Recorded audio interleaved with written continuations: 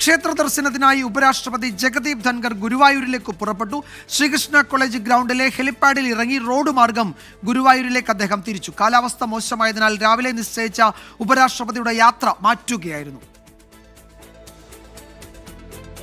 സൂരജ് സജി വിവരങ്ങൾ നൽകും തൃശ്ശൂരിൽ നിന്ന്. സൂരജ്, ഇനി എപ്പോഴാണ് ക്ഷേത്ര ദർശനം നടക്കുക? വൈകുന്നേരമായിരിക്കും അല്ലേ? വിജയകുമാർ, വൈകുന്നേരത്തോടു കൂടിയാണ് ക്ഷേത്ര ദർശനം നടക്കുക എന്നുള്ളതാണ് നമുക്കിപ്പോൾ ലഭിച്ചിരിക്കുന്ന വിവരം. അല്പം മുമ്പാണ് ഈ ശ്രീകൃഷ്ണ കോളേജ് ഗ്രൗണ്ടിലെത്തിയ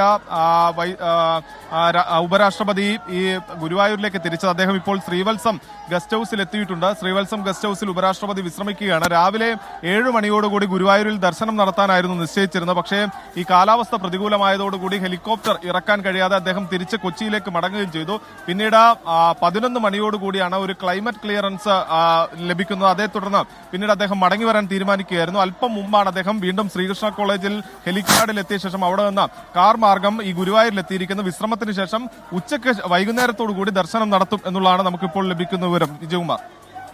യെസ്, കാലാവസ്ഥ മോശമായതിനാൽ രാവിലെ നിശ്ചയിച്ച അദ്ദേഹത്തിന്റെ യാത്ര മാറ്റിയിരുന്നു. ഇപ്പോൾ അദ്ദേഹം ശ്രീകൃഷ്ണ കോളേജ് ഹെലിപ്പാഡിൽ ഇറങ്ങി ക്ഷേത്ര നഗരിയിലേക്ക് പോവുകയാണ്. വൈകിട്ടായിരിക്കും ക്ഷേത്ര ദർശനം. സുരേഷ് സജിയാണ് വിവരങ്ങൾ നൽകിയത്.